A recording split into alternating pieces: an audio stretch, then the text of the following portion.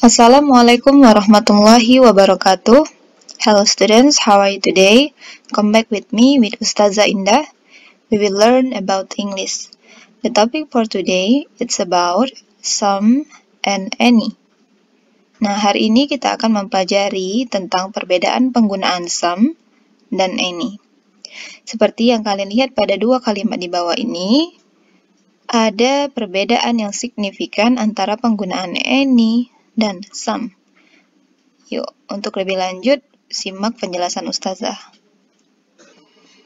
Nah, yang pertama kita bahas adalah penggunaan kata some. Some artinya adalah beberapa. Some digunakan dalam kalimat positif. Some bisa digunakan untuk benda countable atau benda yang dapat dihitung, dan uncountable noun untuk benda yang tidak dapat dihitung. Jadi some ini bisa digunakan untuk kedua-duanya. Some tidak digunakan pada kalimat negatif atau tanya. Nah, jadi some ini hanya digunakan pada kalimat positif, bukan di kalimat negatif atau tanya. Contohnya adalah sebagai berikut. I have some friends. Saya memiliki beberapa teman. We bought some coffee. Kami membeli beberapa kopi. There are some grapes on the table. Ada beberapa anggur di atas meja. My brothers buy some chairs. Abang saya membeli beberapa kursi. Oke, jadi semua kalimat ini digunakan pada kalimat positif dan digunakan untuk benda countable dan benda uncountable noun. Mudah ya? Nah, selanjutnya perlu diketahui bahwa jika kita menggunakan some untuk benda yang bisa dihitung, countable nouns, maka benda tersebut haruslah berbentuk jamak atau plural. Perhatikan contoh berikut ini. Pada kalimat di atas, Tini has some books. Tini mempunyai beberapa buku. Kata beberapa artinya lebih dari satu. Books, maka kata benda books harus ditambahi s untuk menunjukkan bahwa bendanya jamak. Kalimat yang dibawa adalah kalimat yang berbentuk salah. Tini has some book. Perhatikan lagi contoh berikutnya. Nick and I have some pens. Nick dan saya memiliki beberapa pulpen. Beberapa pulpen, untuk menunjukkan jamak, maka kata benda pen ditambahi s. Kalimat di bawahnya merupakan kalimat yang salah. Nick and I have some pen. Bila setelah kata some, kita meletakkan kata benda yang tidak bisa dihitung atau uncountable noun, maka kata benda tersebut jangan ditambah s atau is. Nah, berbeda dengan yang tadi, kalau yang tadi itu adalah countable noun, benda yang bisa dihitung.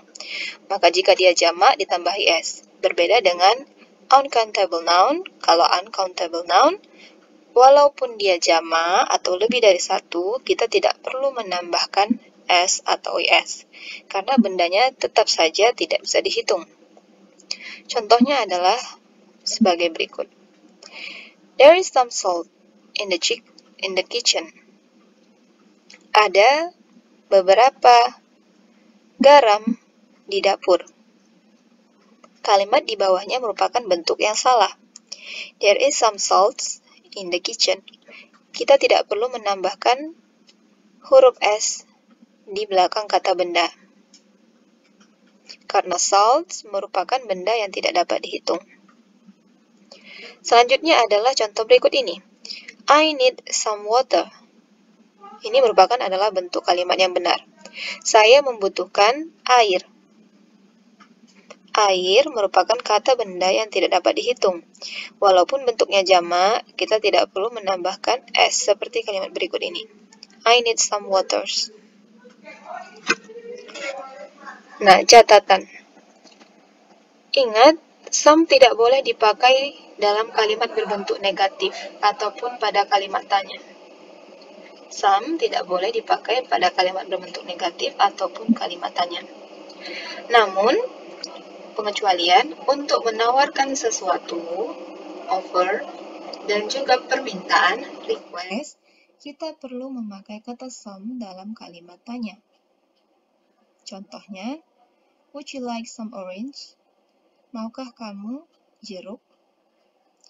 Kalimat berikut ini merupakan kalimat tanya, namun dalam bentuk offer atau menawarkan sesuatu.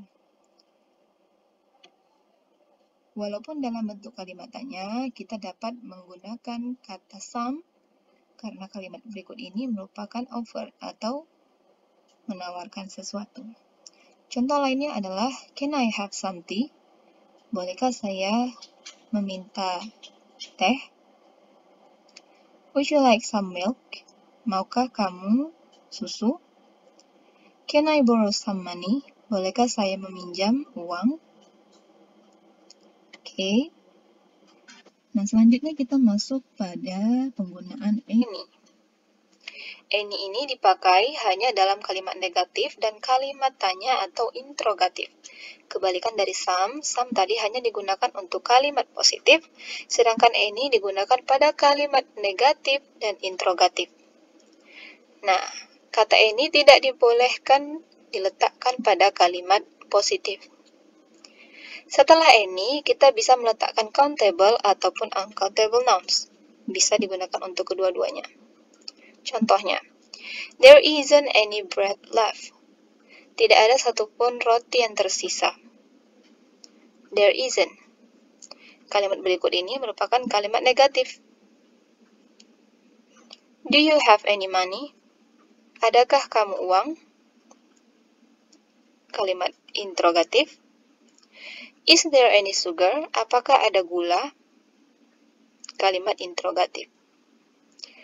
Bila kata benda tersebut adalah kata benda yang bisa dihitung atau uncountable noun dan lebih dari satu, maka kata benda itu pun harus berbentuk jamak atau plural. Contohnya, pada kalimat yang benar, I don't have any math books. Hanya untuk kalimat countable ya, benda yang countable atau benda yang bisa dihitung. Maka kita tambahkan S di kata bendanya. I don't have any math books. Saya tidak memiliki satupun buku matematika. Kalimat berikut ini merupakan kalimat yang salah. Selanjutnya, do they need any knives? Apakah mereka memerlukan pisau? Kalimat interrogatif memakai any, karena bentuknya jamak, maka ditambahi S. Oke. Nah, selanjutnya jika kalian paham, Ustazah simpulkan sekali lagi, some digunakan untuk kalimat positif. Kalau dia jamak, tambahkan S, sedangkan any digunakan pada kalimat negatif dan interrogatif. Selanjutnya adalah kuis. Gampang saja, kalian hanya tinggal memilih di antara kalimat ini, masing-masing kalimat, manakah yang menggunakan some dan manakah yang menggunakan any. Perhatikan kalimatnya. Nah, anak-anak Ustazah, sekianlah yang dapat Ustazah sampaikan. I hope you can understand what I teach you today. If you have any question, please contact me. Thank you for your attention. Wassalamualaikum warahmatullahi wabarakatuh.